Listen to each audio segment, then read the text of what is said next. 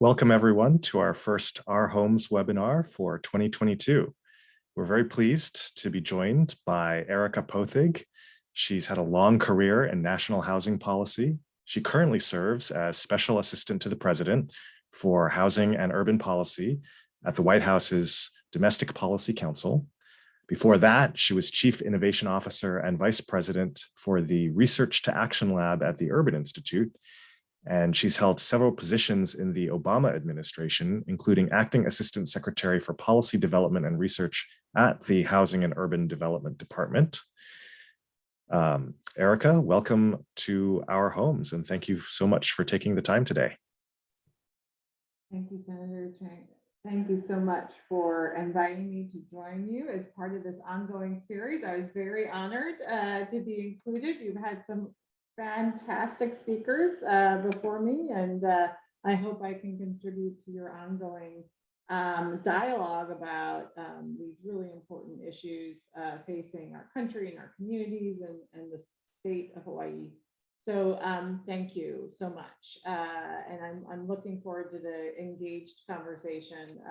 But let me first open with some opening remarks so that folks joining today can have some perspective on how we're thinking about issues related to particularly the housing supply constraints we face in this country, and how the Biden-Harris administration is working to address those challenges affecting housing affordability.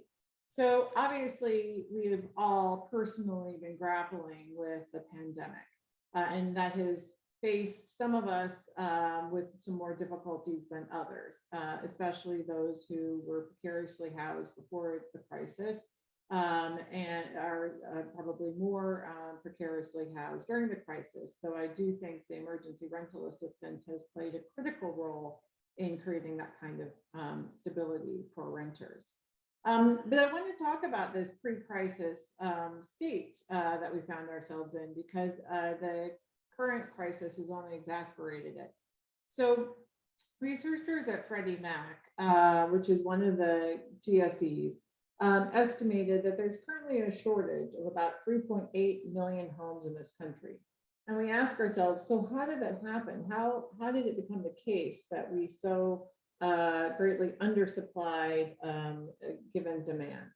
Well, the simple explanation for the last 40 years is that really housing supply hasn't kept up with population growth, and it's caused by a range of different factors, and it varies, of course, between markets. Many urban and suburban markets suffer from a shortage of available land. I know this is true for the communities that you live in, especially those that aren't constrained by natural barriers. But part of the shortage of available land also reflects the consequences of policy decisions that municipalities have made about how to use land. Rigid single-family zoning is a practice that has been well documented and linked to racial segregation, and has prevented the construction of multifamily units, which would allow for higher density and increased supply of housing. So across all market types, part of the challenge of building affordable housing is that these projects just do not pencil out, meaning that there's this huge gap between what it costs to build, to construct and maintain, and the rents that most people can pay. Those gaps are often filled with government subsidies. But a lack of funding and housing has been underfunded over the last decades has meant too few of these projects are built, especially for the lowest income Americans. And it's especially true for renters across the country. More than 10 million renters, 1 in 4 pay more than half of their income for rent. Nearly half spend over the recommended 30% of their income on rent and utilities. So why is this important? Well, the supply constraints in the housing market have an impact on the long-term economic growth and inequality of regions for sure, but also the US economy writ large. So for instance, we know that these housing, the cost of housing in turn limit labor mobility. Workers simply cannot afford to move to higher productivity regions that have high housing prices, and it leads to lower productivity in places. It means employers can't find workers to fill high growth industry jobs. And one estimate estimates that the misallocation could cost up to 2% of GDP, which translates to more than $400 billion in lost economic output, each year. So with this, we know that housing is also a key driver of the racial wealth gap as well, potentially explaining more than 30% of the Black-white wealth gap in this country. So these are just a few of the facts that motivate the work that we're doing in the Biden-Harris administration. And with this sense of urgency that we have about needing to address the housing supply challenge, which has its effect on housing affordability, and of course, what we're seeing in terms of rising inflation, that is an outgrowth of this numbers of decades challenge. That's why in September, the Biden-Harris administration announced a number of administrative steps that will create, preserve, and housing, both for renters and homeowners. Collectively, through the actions of HUD and USDA and Treasury and the Federal Housing Finance Agency, we identified policies that could add 100,000 new units of housing over the next 3 years, with an emphasis on the lower and middle income segments of the market. Actions include, for instance, boosting the supply of quality affordable rental units through the relaunch of the Federal Financing Bank and HUD risk sharing program, and increasing Fannie Mae and Freddie Mac's low-income housing tax credit investment cap, boosting the supply of manufactured homes and 2 to 4 unit properties through making financing more widely available, making more single-family homes available to individuals, families, and nonprofit organizations rather than large investors through the prioritization of the sale of government insured or owned properties to nonprofit or mission-driven groups. So these are just a few of the actions we announced, and throughout the fall and into this new year, agencies have been implementing, developing these policies and implementing these policies to immediate and good effect. There are also significant housing resources provided in the House-passed version of the Build Back Better agenda, including tax credits and subsidies to boost supply, new vouchers to enable families to find housing via the private market, and incentives for state and local land use reforms, among other programs. Now, you all have probably been tracking the news and reading about the Build Back Better agenda. We know that legislation always has its ups and downs. Any major package does, but we're going to stay at it and push for the strongest bill possible, because it matters, and it matters across a wide range of issues. That the bill will lower the cost for American families across childcare and early childhood development and medical costs, but also housing costs, which is why we're here for this conversation today.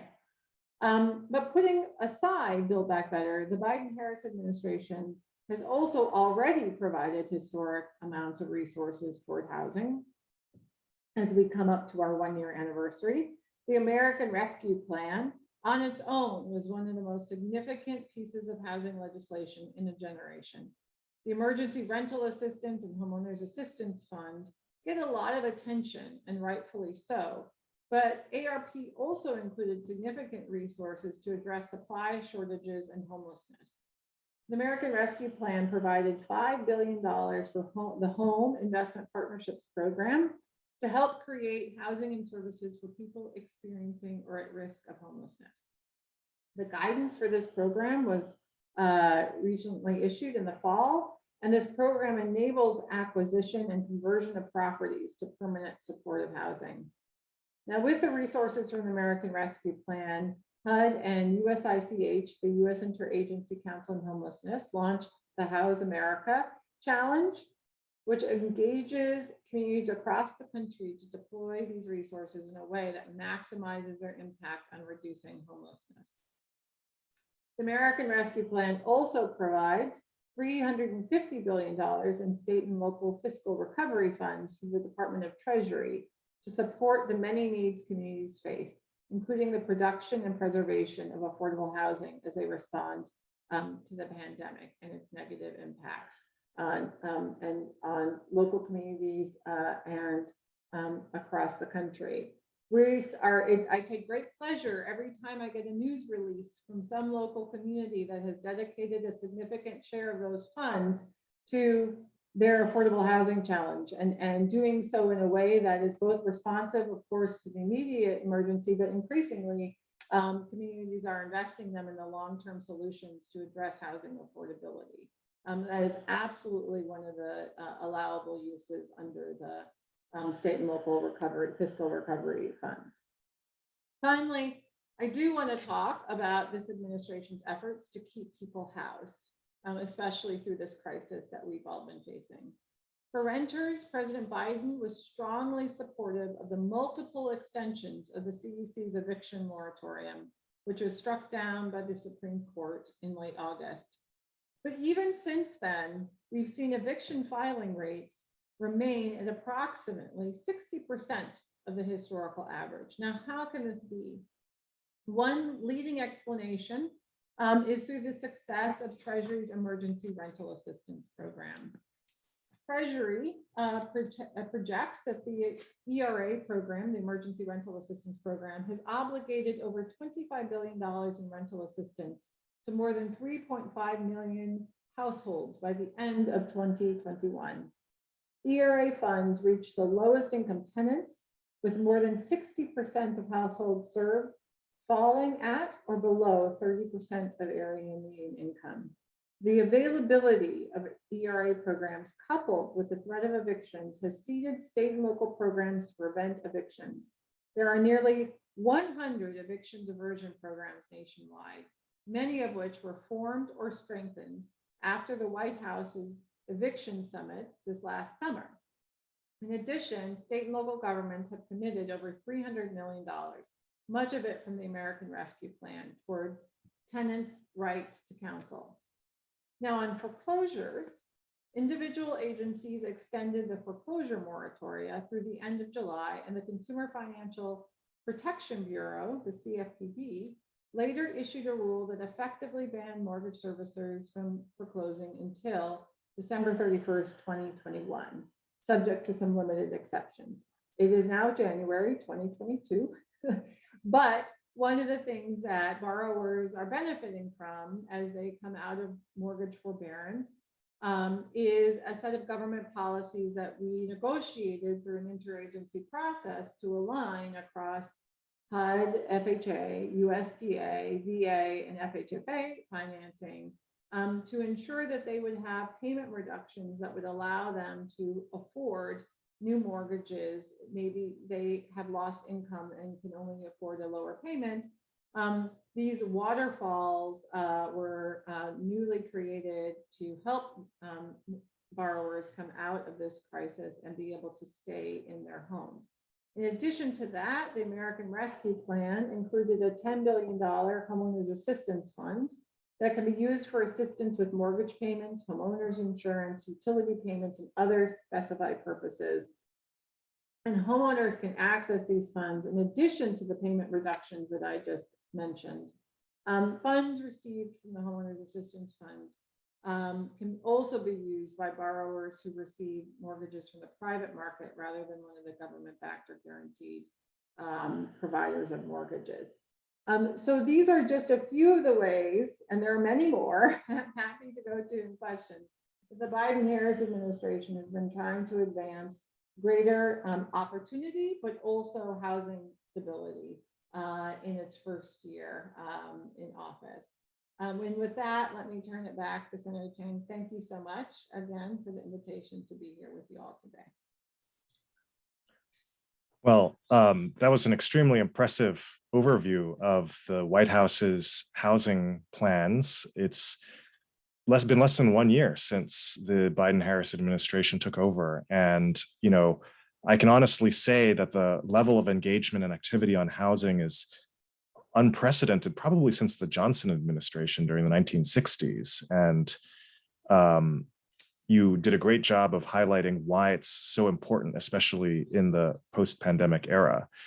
One part of the biography that I wanted to get to before we do open it up for questions, and to our audience, please do feel free to use the Q&A function to ask your questions to Erika Poethig.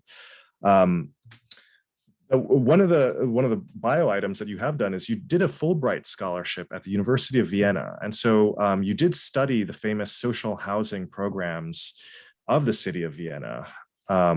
It was a while ago, but do you think that there are lessons for the Vienna model that jurisdictions in America today can take? Thank you for that question. And yes, it's true. I got intrigued by the social housing that was built during a period of history in Vienna between 1919 and 1933. And one of the things that really intrigued me about it, this was at a time when there was a form of government that was democratically elected, but was through the Austro-Marxist form of sort of a third way during a period of time where there was a lot of emergence of different philosophical perspectives. And one of the things that they were working to advance at that particular stage that intrigued me about that aspect of housing policy and history was that housing could be an important platform. You know, Vienna, like other parts of, like New York City, for instance, if you go see the Tenement Museum in New York, you know, one of the things you get to have some perspective on is just, you know, the conditions at that time, the very small apartments in which people lived, and the turn to really consider the kind of housing conditions that can support human development and other kinds of activities. So I was particularly intrigued early on in my 20s in this concept that housing could be a platform for human and community development. And that was the kind of the philosophical underpinning of the social housing movement in Vienna at that time. And I carried that forward, Senator Chang, into other work when I was at the MacArthur Foundation, and saw there, when I had the opportunity to invest philanthropic dollars in research, that one of the gaps in our understanding was the relationship between how housing could be a solution to many of the other challenges that we face in society. And so through that work, I funded more than 40 different studies and created a kind of framework that better connected our understanding of how housing can be, could address children's health, can address children's cognitive development, can be an important solution to mental health challenges, can be an important solution to economic mobility, can be an important solution to how a safer communities. Just it goes on and on when we look at the kind of empirical evidence that relates housing stability, housing quality, the ability to generate wealth through housing leads to better outcomes. And so it has been a personal mission of mine to make those kind of connections, certainly through research, but also toward a greater understanding in our policy that we don't operate in silos, but we operate as much as we can connected across. And that is why, so if we come to sort of why also the Biden administration is investing so much in housing, more so maybe to your point, not since the Johnson administration, the president also recognized this in his campaign commitments. They were some of the most ambitious campaign commitments toward housing of any recent president. And we are carrying out that agenda too. But I think it's this recognition of an understanding of how housing is so central to so many other aspects of our lives. And yes, when people peel back the onion, they say it's very expensive. When you think about what the kind of per unit it costs, but that unit is supplying someone's stability for generations. When we think about the durability of these investments, right? We are, you know, we have housing, of course, that is over 100 years old that continues to supply that kind of stability for families. So we have to obviously reinvest in its quality because we know quality matters. But it is the kind of investment that can make a generational impact. And this is why it is, so difficult to understand that we simply don't have enough. And part of it is we need to make a significant investment, which is obviously what we call for in the Build Back Better agenda. Yeah, and I think that was really something that I learned when I had the chance to visit Vienna in 2019, that back when the so-called Red Vienna government took over, it wasn't just about solving a housing shortage, although that was urgently needed. They had a pandemic. Tuberculosis was going on. Part of it was due to the fact that the toilet facilities and the kitchen facilities in most apartments were together. And so just simply separating the bathrooms from the kitchens, was a huge advance in public health at the time. Yeah. And they did all, they supplied formula and diapers to new mothers to teach them how to take care of their children. And within a generation, they really did turn around, this very impoverished, very poor living conditions, and gave people a really dignified way to live. And in fact, they started things like cycling clubs because they understood that with 40-hour work weeks that they would have free time. And so it was really this whole all-encompassing vision, which I think we kind of lost in America over the years. Yeah, and they also embedded, their kindergartens. So one of the other things is they also kind of co-located these other services in these very large, and for folks who don't know this, they were mostly like 3-story, 4-story buildings that took up large blocks, and they had inner garden spaces. So the other thing that they did was they permitted more light into buildings too. I will say one of the aspects of the policy that I studied was gendered space. Because and you hear this too in the movement from in tenement housing to public housing. And so some aspects of the housing, I think I was also attentive to was there was a bourgeois desire to make the family structure in the view of the middle class at that time too. So as much as the housing also created a space for improved living conditions, which it did, it was also working to create kind of more of a nuclear family. So what you do here, and I think you hear this too from families today, which is when you are low income, you are so reliant upon the social network that you have to take care of your children or to help you in so many various ways.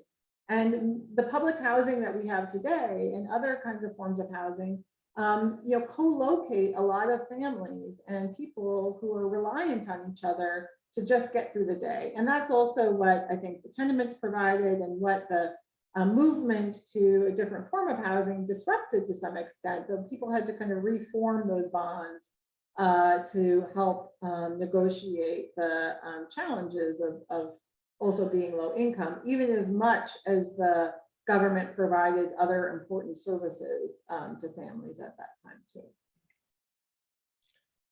Well, we could spend all day talking about the Vienna housing model, and I hope we will at some point. But we have a robust, a number of questions coming in. So let me start with one that's extremely top of mind for folks here in Hawaii, which is, what is the Biden administration doing to address housing speculation and investor takeover of housing? Thank you for that question. And that is a very tricky one. I will say, one of the first things we did was in that September announcement I alluded to. So one observation that you may be alluding to is that there has been a lot of investor and speculative investment in the acquisition of single family homes that have gone through some kind of foreclosure process. And then they have been converted to rental housing in that process. And there have been some good media stories that have tracked this dynamic. So one of the first steps we took was to make sure that the properties that, for instance, the Federal Housing Administration might be selling through its, through its sort of distressed inventory, when those go to auction, HUD committed to make sure that 50% of those properties would be sold to mission-driven investors, so nonprofits, and so in November they essentially sort of did a note sale of about 1,600 properties, 800 of which went to nonprofits. So one of the first things we're trying to do is just to make sure is we have an inventory that, especially with folks coming out of this crisis, where there may be additional properties, that we're trying to make sure that the properties are staying in the hands of mission-driven nonprofits who will then reposition those properties for home ownership opportunities. That is the first step that we are taking and addressing. I know that Congress has also held hearings on this and is doing some other kinds of investigations as well. Okay, great. We have another question that's a little bit more specific, and it's about the low-income housing tax credit, the 9% per capita cap that is increased. As you might know, Hawaii has suffered a population decrease in recent years, driven in large part by the cost of housing.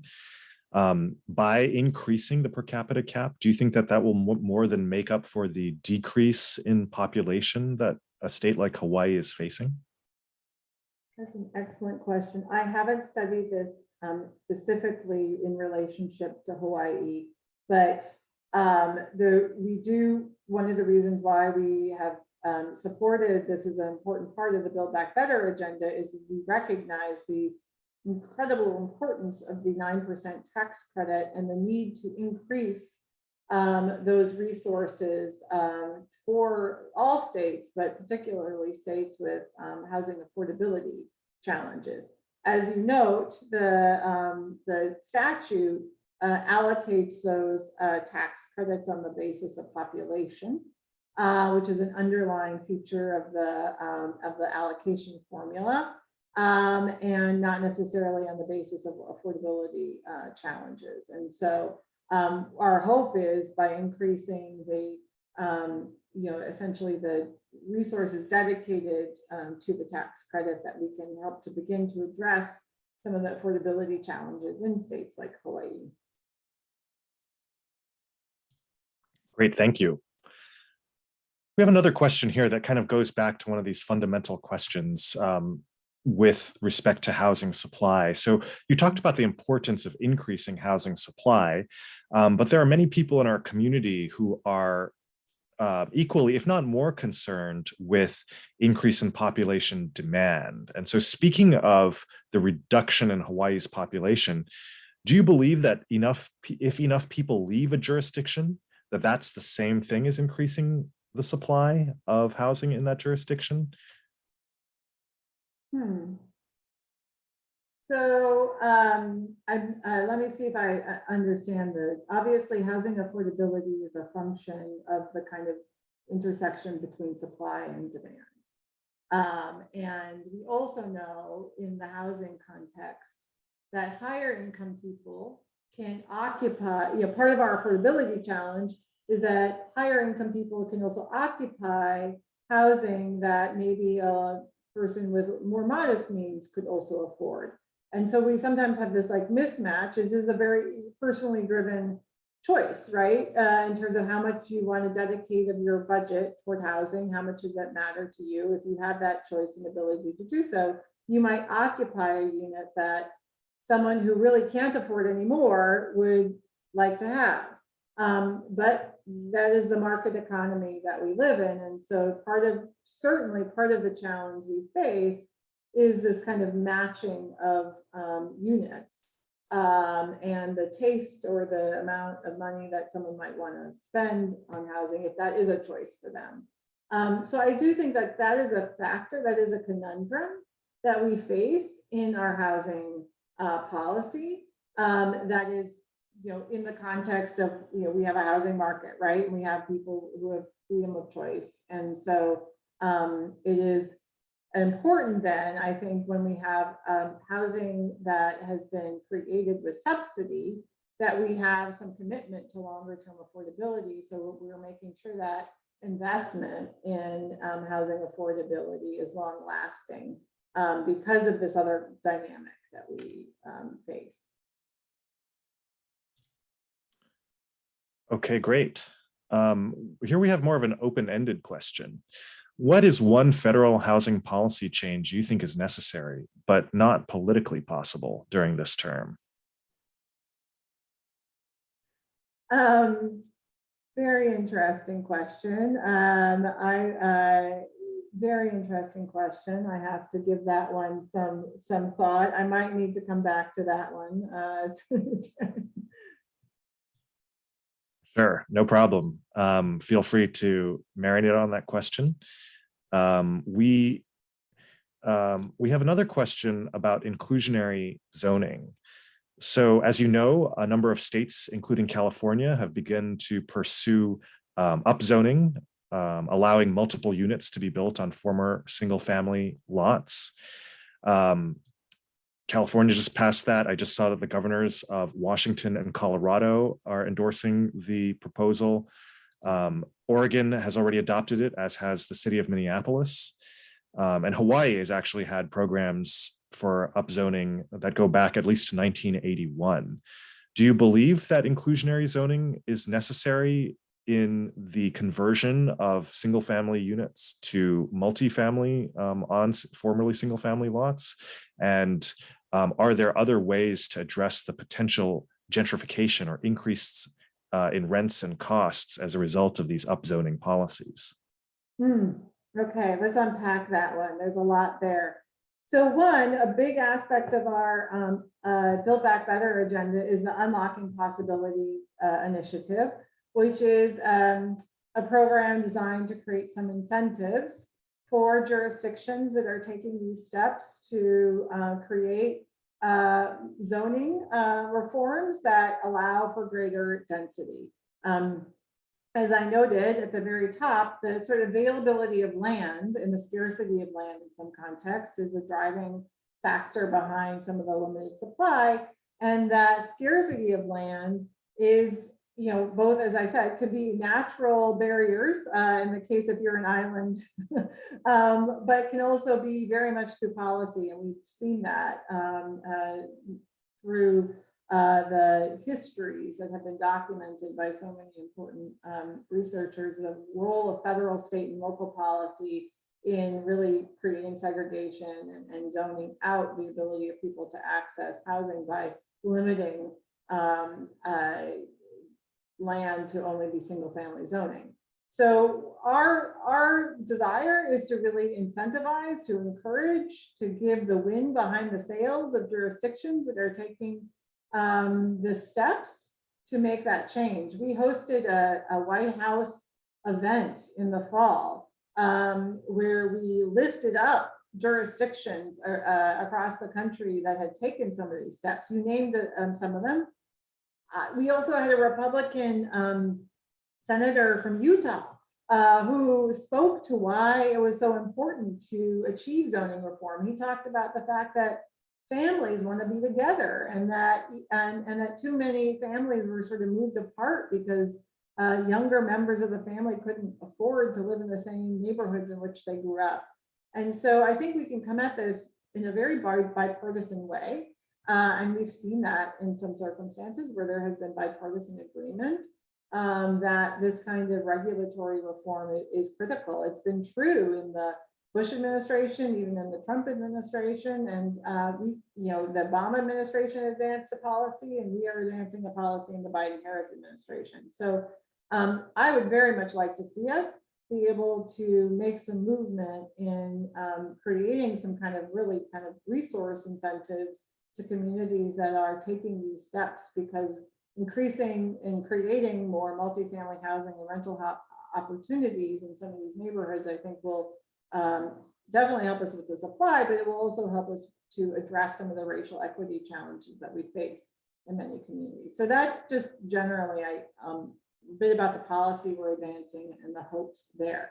The second question I think that was asked was, okay, there are concerns that increasing density will result in displacement or gentrification.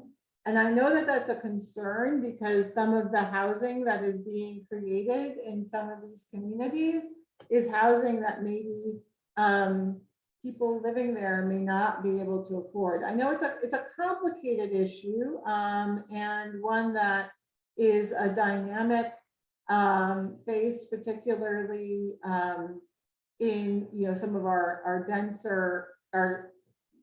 denser communities where there's sort of a wider concern about displacement. Let me just say that one of the other efforts that I didn't speak to in my opening remarks, but that we've started to organize agencies around is an interagency process focused on policies that would help to advance equitable development in urban areas. So looking for the places where we can really develop and advance policies that prevent and mitigate displacement. So it's very much on our minds that we need to be thoughtful at the beginning of any kind of project, be it a new infrastructure project that will be the result of infrastructure investments through the IJA bill, the infrastructure package, or other kinds of investments in housing. But generally, the goals of increasing density are about creating more housing that will result in greater affordability writ large. Okay, great. Thank you. Okay, so we have a question about, so we've been talking about the so-called missing middle development, but there's also a movement to create more high density development in the form of mixed use development that is transit oriented. And a lot of planners believe that this is the true solution to, carbon emissions, to, the land shortage by maximizing the number of units that can be built on any given parcel, and also, taking cars off the road by making it transit and walkability dependent. What is the administration doing to align transportation and housing policy so that this becomes a reality? Love that question. Thank you for it. So there are a couple different ways in the infrastructure package. There is obviously significant investment in transportation, and we are actively in conversations with the Department of Transportation, and HUD is engaged in those as well, to see opportunities there to make sure that there is as much we can connect to between housing and transportation as possible. And one of the metrics that, of course, DOT has used is this recognition that people are often trading off housing and transportation costs. So we should consider those together. And how we embed metrics in some of these programs so that we're recognizing the relationship and encouraging other MPOs and other transportation planners to be considering the interactions between housing and transportation affordability. I will say, just as a point of personal privilege, it was a while ago, but I did have a chance to go to Asia in a couple of instances. Of course, Hong Kong, which I think uses the real estate around transportation stations to generate revenue more for their transportation system than their housing affordability. But this kind of, I think, the concept that's implied here, which is doing more to leverage the real estate around stations to kind of create value capture that can go into a housing affordability is a really important advance in our thinking about how to marry these two things together. There's also an aspect of the Build Back Better package. It's about $10 billion. That would be a program that HUD and DOT would do together to more to join forces in looking at more kind of transit-oriented development strategies. That is great. So, maybe if we zoom out to the big picture a little bit, we've already discussed a number of the programs, the funding programs and initiatives like the IIJA, the Build Back Better plan, the American Rescue Plan Act. At the top of your opening remarks, you said that this nation was facing a shortage of about 3.8 million homes. What percentage of that gap do you think will be closed by the initiatives that the White House has enacted and is currently pursuing, like the Build Back Better Act? Yeah, thank you for that. So, I mean, we've estimated the House bill and what the final package looks like. I think, we would have to revisit some of these estimates. We estimate that the Build Back Better agenda would create, preserve, and improve 1 million homes. And the reason why I want to focus on that full number is because that I believe it is equally important to focus on the preservation of existing affordable housing as it is to create new, because we can lose units sometimes more quickly than we can build them, and that only contributes to our supply gap.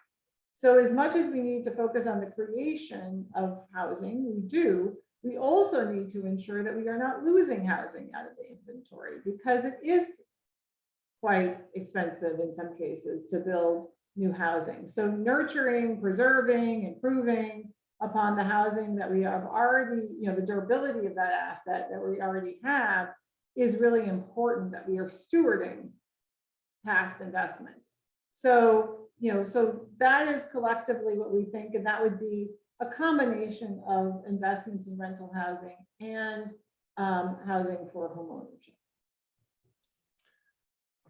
So even if we get to the full 1 million, that still leaves a 2.8 million home gap. How would you anticipate that gap would be filled?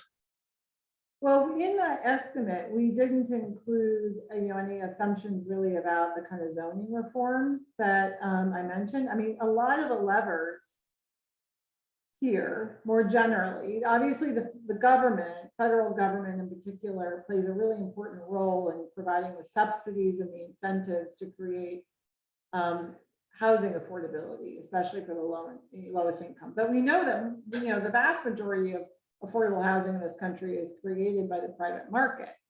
And obviously that differs by markets. Some regional markets are more dependent upon housing subsidy than others for affordability reasons. But I think, there's a lot that states and localities can do to create more density and more housing supply that can moderate prices and create more of that affordability. And I think zoning reform is one of the chief ways they can do that. Another way that we have been focused on creating new units. I know it's not, it's around the margins, but California has begun to see this to good effect, is enabling more homeowners to create accessory dwelling units in their homes or on their properties. One of the impediments to doing that has been the financing. And so we are looking very closely at the federal financing tools that might help to enable homeowners to create accessory dwelling units on their land and in their property, or sort of remodel their properties to create those housing units. Well, one of the challenges, whether it's missing middle, and we're talking about 4 units where there used to be a single family unit, or whether it's that high density transit oriented type of development which might include towers surrounding a train station where there previously was very little or no development. We run into a phenomenon that has been labeled a number of ways, whether it's place attachment, whether it's neighborhood defending, whether it's NIMBYism, not in my backyard. I haven't, in my experience, in my experience, encountered a proposal to significantly increase supply or even insignificantly increase supply without this very strong psychological belief that we need to preserve our existing neighborhoods exactly as they are. And that increasing density, whether at a large scale or a low scale, is not the solution, but the problem.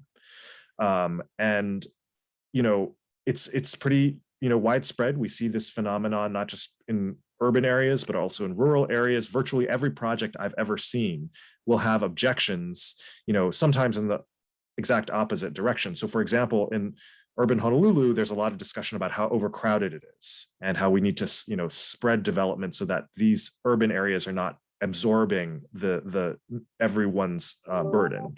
But on the other hand, in rural areas, they say, well, the development should go where the infrastructure already exists, i.e. in the urban areas that already have bus routes and already have, sewer and other, necessary infrastructure. How would you advise that those of us on the front lines addressing, these competing concerns, come to some sort of common ground with community members who would be suspicious of greater density? Mm-hmm. Yeah, I really appreciate that question. And I know there are a variety of different techniques that have helped, visualization techniques in some cases have helped people understand or visualize if we raise that impediment or raise that concern. I also know that communities can use a lot of different excuses that behind them are also just a concern about the other or the unknown or the people who are going to move into the community who may not be part of the same groups, be they racial, ethnic, religious. I think there's an underlying just dynamic in that regard that that is often unspoken or veiled, but when you peel back the onion, so to speak, in the conversation, that's also something we just have to confront in some respects, I think, head on in some of these discussions. I do think, a lot of people have looked to what Minneapolis did when it shifted to upzoning across the city. It was really led by a very engaged community, a sophisticated effort to really engage the wider community. I do think, developers or policymakers can't do this alone. You do have to have a pretty sophisticated communication and community engagement strategy aligned often to making some of these big policy changes. I think, one of the ideas we had was you want to kind of take some of these excuses off the table. So if someone says, well, we're not going to have enough school capacity, well, can you marry this with resources that allows someone to, have allow the jurisdiction to have the resources to add, additional capacity to address that concern. And so I do think, kind of trying to figure out how you can take some of the excuses or challenges off the table is how we've begun to think about the incentive structure that would help overcome some of these NIMBY challenges.